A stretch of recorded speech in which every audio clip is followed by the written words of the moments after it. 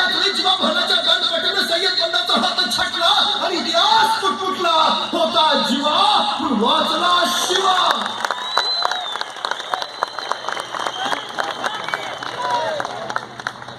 एक विचार करायचा फक्त इथे, जीवा महाला एक सेकंद उशीर करतात फार नाही, एक सेकंद फक्त. तर जीवा महालाच्या दानपट्ट्यानं सय्यद बंडाचा हात छाटला जायच्या ऐवजी सय्यद बंडाच्या दानपट्ट्यानं महाराजांचं मस्तक छाटलं गेलं असतं. आणि मग कळतं या प्रसंगात महाराजांनी जीवा महालाच का सोबत घेतला, तोच का, याचं उत्तर हे आहे. 50 वर्षाच्या आयुष्यात 50 वर्षाच्या एक चाल महाराजांनी पुन्हा नाही वापरली आणि एक माणूस तोही पुन्हा नाही वापरला. सगळं चरित्र काढून बघा. महाराज अफजल खानाच्या भेटीला गेले, शाहिस्ता खानाच्या नाही तिथं कापायला. प्रत्येक वेळी चाल वेगळी आहे आणि माणूस तोही प्रत्येक वेळी वेगळा आहे. जीवा महाला तुम्हाला प्रतापगडच्या संग्रामातच भेटेल, तो पुरंदरावर दिसणार नाही. पुरंदरावर तुला मोरारबाजी आढळेल, तिथं तानाजी येणार नाही. तानाजी तुम्हाला कोंढण्यावर दिसेल, तिथं येसाजी भेटणार नाही. येसाजी कर्नाटकात दिसेल, तिथं बाजीप्रभू असणार नाही. बाजीप्रभू विशाळगडाच्या खिंडीत दिसेल, तिथं कान्होजी दिसणार नाही. प्रत्येक वेळी नवा माणूस. महाराजांचं हे सर्वोत्तम नियोजन. सर्वोत्तम खान पडला, ठरलं होतं असं की सगळ्यांनी पहिल्या दिंडीत दरवाजाजवळ भेटायचं आणि नियोजनानुसार राजाने सटले. पाठोपाठ एक अंगरक्षक बोलायचा. राजांची नजर फिरली. 1 2 3 4 5 6 7 8 9 9 जाताना धाव होती. एक कोण राहिला माग, एक कोण राहिला माग. अंगरक्षकाने एकमेकावर नजर फिरवली. कुणीतरी अंगरक्षक फुटफुटला. राजा संभाजी काळजी दिसत नाही. संभाजी तो कोठे थांबला, कोठे थांबला तो. तोपर्यंत संभाजी काळजी धापा टाकत येताना दिसला. राजाने विचारलं, संभाजी कोठे थांबला होता, कोठे रुकला होता. एवढं ऐकल्याबरोबर संभाजीने आपला हात वर केला. त्याच्या हातात अफजल खानाचं मस्तक होतं. ती कापाय मागत थांबलो. राजे म्हणले, संभाजी आम्ही खानाच्या पोटाची भागणं खुपसली, त्याला जहरी जालीम विष लावलेलंच होतं. खाना ऐसा तैसा वाचणार नव्हताच. मग हे नसतं झालंच काय केलं का. संभाजी म्हणला, राज तुम्ही खानाच्या पोटात भागणं खुपसली, पण म्हणलं मरतय का नाही म्हणून आणलं का. राज म्हणले, संभाजीची भागणं आम्ही खानाच्या पोटात खुपसली, त्याला जहरी जालीम विष लावलेलंच होतं. पण यदा कदाचित तुम्ही खानाचं मस्तक छाटत असताना तुमच्या मस्तकावर पाठीमागून कोणी वार केला असता तर काय जबाब केला असता मी तुमच्या आईला. तुमच्या आई तर म्हणाले असते, शिवाजीने स्वतःचा जीव वाचवला पण माझा लेख मात्र खर्ची घातला नाही. संभाजी एक अफजल खान नाही मेला तरी चालेल, पण स्वराज्याचा एकही मावळा खर्ची पडता कामा नये. पोटच्या पोरासारखं प्रेम केलं राजाने आपल्या सैनिकांवर. उगाच नाही माणसं मरायला तयार झाली. तसा संभाजी म्हणाला, राज माझ्या आईची काळजी आहे, तुमच्या आईची नाही. राजाला काय कळेल, हे खानाचं मस्तक मासाहेबांनीच घेऊन बोलवलंय पुरंदरावर म्हणून आणलं का. त्या खानाचं मस्तक पुरंदरच्या माचीत मासाहेबांनी पुरून ठेवलं आहे तिथं अजून. महाराजांची प्रत्येक गोष्ट अशी नियोजनबद्ध, प्रत्येक गोष्ट. सर्वोत्तम राजा असं वर्णन करतो आम्ही महाराजांचं. जनता राजा असं मानतो आम्ही राजांना. खरं तर राजे खूप झाले जगाच्या पाठीवर. महाराजांची तुलना सुद्धा अनेकांनी नेपोलियन बरोबर केली, अलेक्झांडर बरोबर केली, हनिबल बरोबर केली, पण तुलना करून सुद्धा यांना पुरून महाराज बरंच राहिले. याचं कारण काय. याचं कारण असं, काही माणसं पराक्रमी असतात पण ती चारित्र्य संपन्न असतातच असं नाही. काही माणसं चारित्र्य संपन्न असतात पण ती पराक्रमी असतातच असं नाही. पण जो माणूस पराक्रमी आहे आणि पराकोटीचा चारित्र्य संपन्न आहे असा महापुरुष म्हणून शिवरायांशिवाय दुसरं नाव नाही. हे सगळ्यात मोठं वैशिष्ट्य आहे. इथं पुण्यात लाल महालात शाहिस्ता खान 1.25 लाख फौजांशी पसरलाय. तिथून रायतीला नारळ कळतोय, छळतोय. महाराजांनी 100 मावळे सोबत घेतले आणि रमजानच्या दिवशीच लाल महालावर छापा मारला.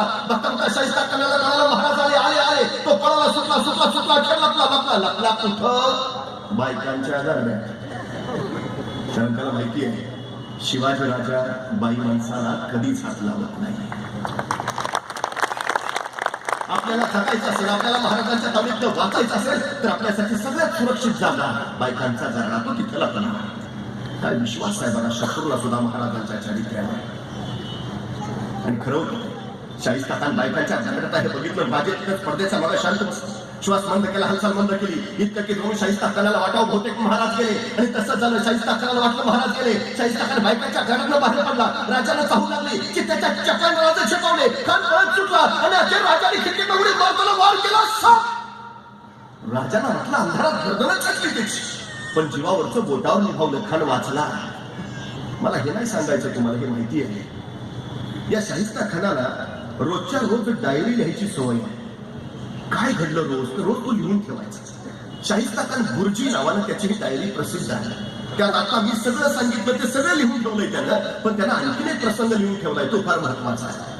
शाहिस्ता खान लिहितो, शिवाजी राजे वाऱ्यासारखे आले, तीरासारखे निघून गेले. काही वेळानंतर लाल महालातला गोंधळ संपला आणि शाहिस्ता खानाची एक बहीण धावत धावत त्याच्याकडे आली. भाईजान, भाईजान, भाईजान, मेरी बेटी गायब है, मेरी बेटी गायब है भाईजान. त्यावेळी शाहिस्ता खान त्याला म्हणाला, जर शिवाजींच्या माणसाने तुझी पोरगी पळवली असेल तर बेफिक्र रहा, शिवाजी पोटच्या लेकीसारखीच तिची काळजी.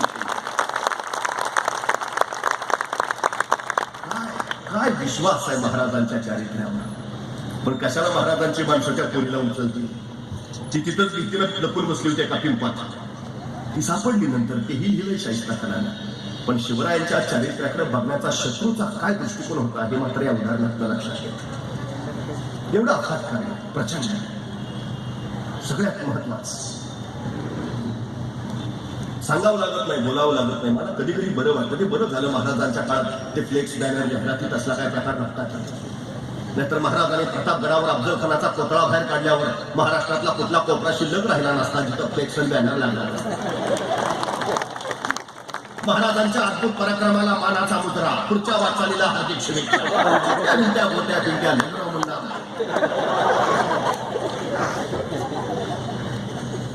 यांनी समाजासाठी स्वतःचं आयुष्य व्यतीत केले, त्याच्याबद्दलची कृतज्ञता व्यक्त करणारे फ्लेक्स बॅनर जरूर लावा. ज्याने एखाद्या क्षेत्रामध्ये सर्वोत्तम कामगिरी केली त्याचं अभिनंदन करणारे फ्लेक्स बॅनर जरूर लावा. आजच्यासारखा एखादा कार्यक्रम असेल, या कार्यक्रमाची माहिती देणारे फ्लेक्स बॅनर जरूर लावा. समाजासाठी काही चांगला संदेश देऊ पाहता फ्लेक्स बॅनर जरूर लावा. शिवजयंती असेल, गणेशोत्सव असेल, नवरात्रोत्सव असेल, कार्यक्रमांची संयोजकांची माहिती देणारे फ्लेक्स बॅनर जरूर लावा. लावलेच पाहिजेत, त्याशिवाय लोकांपर्यंत ते जाणार नाही, कळणार नाही. पण सध्या परिस्थिती इतकी भयानक. तुमच्या भागात काय परिस्थिती आहे मला माहित नाही, पण आमच्या भागात जर कधी आला तर इतकी भयानक परिस्थिती की पोरग पाळण्यात आणि बोर्ड चौकात उगवते नेतृत्व. अरे त्याला नीट उगवू द्या तरी. काय गणितच करणार. पोरग जन्माला आलं, उगवते नेतृत्व. पोरग रंगायला लागलं, उमलते नेतृत्व. पोरला मिसळून फुटलं, युवकांचे आशास्थान. पोरला मिसळून काढलं, विकासाचा महादेव. पोरला परत मिसळून काढलं, आमचे आधारस्तंभ. पोरला परत मिसळून आलं, भावपूर्ण कथा. काय प्रकार. महाराजांचं कर्तृत्व सांगावं नाही, अजिबात नाही. शिवाजी महाराजांचं निधन झालं आणि साकी मुस्तैद खान महाराजांच्या मृत्यूची बातमी घेऊन औरंगजेबाला आला. त्याला वाटलं महाराजांच्या मृत्यूची बातमी औरंगजेबाला दिली म्हणजे औरंगजेबाला पण आनंद होईल. तो मोठ्या आनंदानं म्हणाला, आलमपरा बडी खुशी की खबर है, क्या हुआ? काफर बचा. त्यानं फारसीत सांगितलं, काफर नरकाला गेला. का? शिवा, शिवा हुजूर. तसा औरंगजेब शांतपणे उठला. स्वतःची नमाज पडायची चटई त्याने खाल्यानंतर त्याच्या गुडघे टेकून बसला. नमाजाच्या रुकाता पडल्या आणि नमाजाच्या रुकाता पडून झाल्यावर त्या खुदाच्या दिशेने हात वर केले आणि औरंगजेब म्हणाला, या अल्लाह, तेरे जन्नत के दरवाजे खुले रखना, तेरा नेक बंदा तेरे पास आ रहा.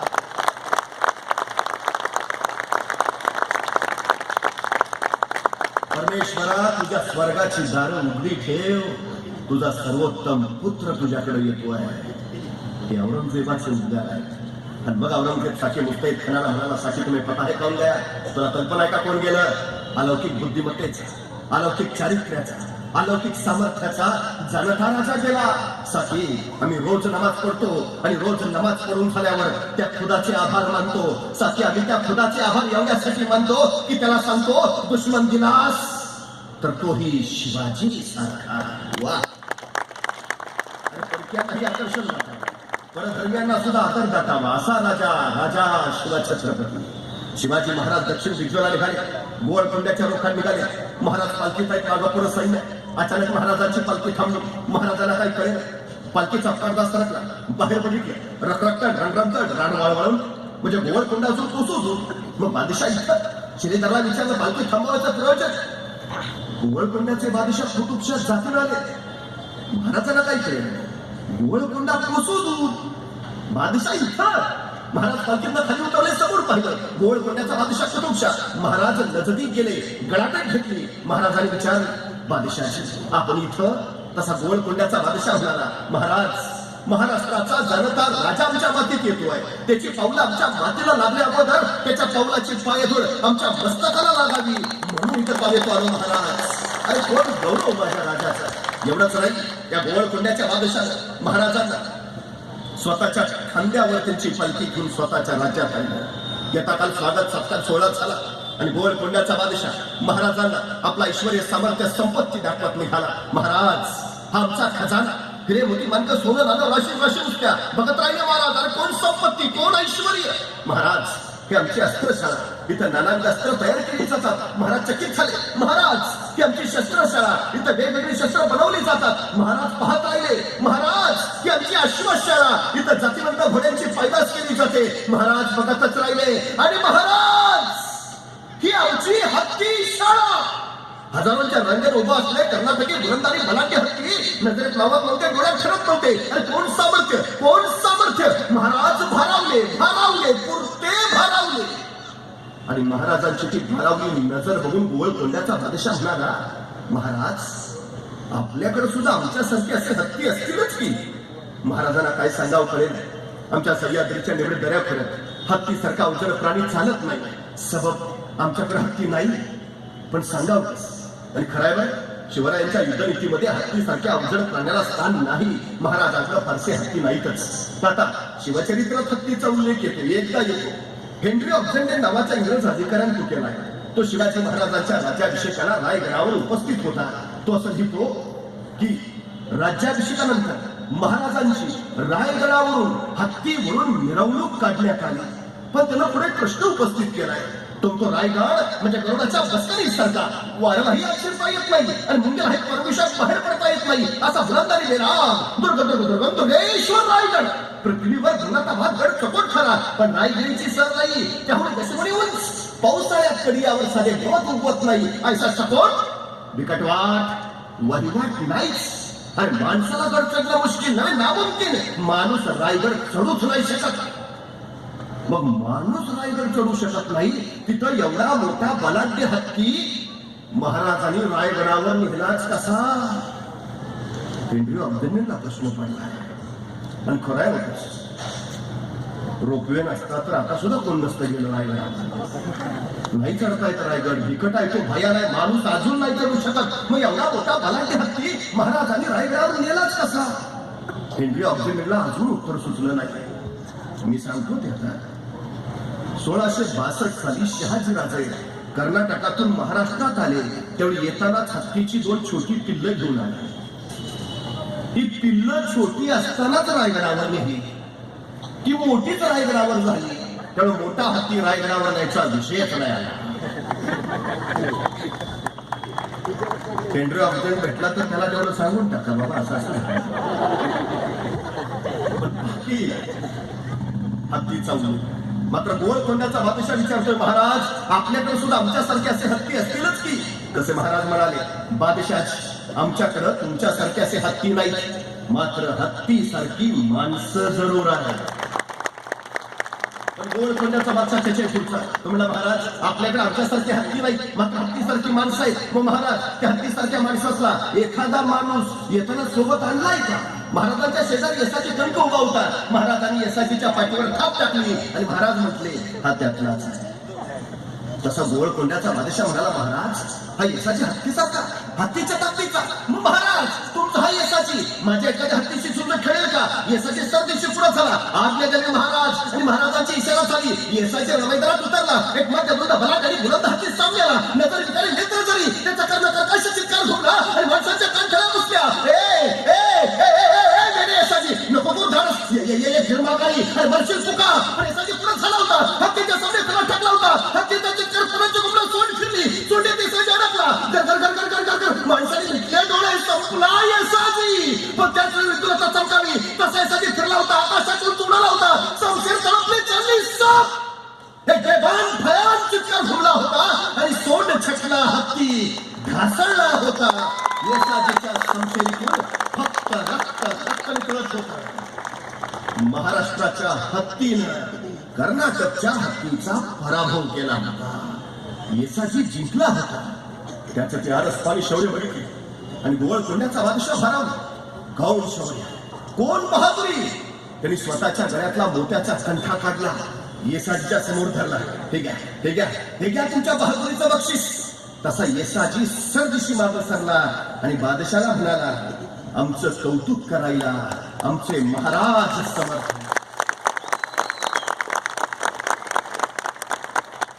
दुसऱ्याच्या कौतुकाची थापही मावळ्याने कधी आपल्या पाठीवर पडू नाही दिली.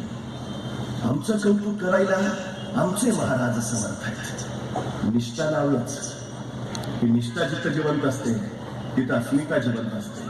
ही निष्ठा जिथं जिवंत असते तिथं स्वाभिमान जिवंत असतो. ही निष्ठा जिथं जिवंत असते तिथं राष्ट्र जिवंत असतं. शिवरायांनी निष्ठा घडवल्या, नवे नवे शिवरायांनी राष्ट्र घडवलं. 350 वर्षापूर्वी समुद्रात सिंधुदुर्ग किल्ला बांधलाय महाराजांनी. 350 वर्ष झाली तू लाटांचे तडाखे खातोय. त्या लाटांच्या तडाख्याने सिंधुदुर्गाची दगडं झिजली, पण 2 दगडांना सांधणारा जो चुन्याचा शिरा आहे ना, तो अजून जसाच्या तसा आहे. दगड 4-4 इंच झिजत आत गेलीत, पण चुन्याचा चिरा मात्र 4-4 इंच अजून तसाच बाहेर आहे. मी निष्ठा त्या चुन्याच्या चिऱ्याला मानतो. दगड झिजतील, काळ झिजेल, पण निष्ठा ती मात्र चिरंतन राहील. तर गेल्या महिन्यात बांधलेला पूल मागच्या आठवड्यात ढासळला. लोक विचारायला लागले, काय मिक्सर वापरला असेल कोणास ठाऊक. पण 350 वर्षापूर्वी महाराजांनी बांधलेले गडकोट मात्र अजून तसेच्या तसे आहे. लोक विचारतात, महाराजांनी काय मिक्सर वापरला असेल कोणास ठाऊक. मिक्सर काही का असेना, पण त्या मिक्सर मध्ये प्रामाणिकपणा होता एवढं मात्र नक्की. त्या मिक्सर मध्ये इमानदारी होती एवढं मात्र नक्की. तो प्रामाणिकपणा बघायचा असेल, ती इमानदारी बघायची असेल तर जात चला कधीतरी त्या गडकोटांवर. तुम्ही त्या गडकोटांवर गेल्यावर तुम्हाला किती आनंद होईल मला माहिती नाही, पण तुम्ही तिथं आल्याचा त्या गडकोटांना मात्र नक्की आनंद होईल एवढं मात्र जरूर सांगतो. कारण ज्यांच्या अंगा खांद्यावर ज्यांनी पराक्रम गाजवला त्यांचे वंशज आता आहेत तरी कसे हे बघायला तो सुद्धा उरलाय. जा कधीतरी एखादाचा पत्थराचा चिरा एखाद्याची चित्तर कथा सांगेल तुम्हाला. सांगेल इथून सुनावले राजाने फैसले, सगळं कोसळलंय. मला वाईट वाटलं, मला रागही आला. मी त्यांना म्हणलं खरं आहे त्या राजस्थानमध्ये महाल जसंच्या तसे आहे, त्या उत्तरेतले गडकोट तेही जसंच्या तसे आहेत, तो दिल्लीचा लाल किल्ला तोही जसाच्या तसा आहे, तो आग्र्याचा ताजमहल तोही जसाच्या तसा आहे. मान्य आहे, आमचं सगळं ढासळलंय तेही मान्य आहे, पण त्यांचं तसं का आहे आणि आमचं असं काय माहिती आहे. त्यांचं तसं आहे कारण जेव्हा जेव्हा त्यांच्यावर हल्ले झाले तेव्हा तेव्हा त्यांनी माना वाकवल्या, भिंती वाचवल्या. आमच्यावर जेव्हा जेव्हा हल्ले झाले आम्ही माना नाही वाकवल्या आणि छात्या वाचवल्या.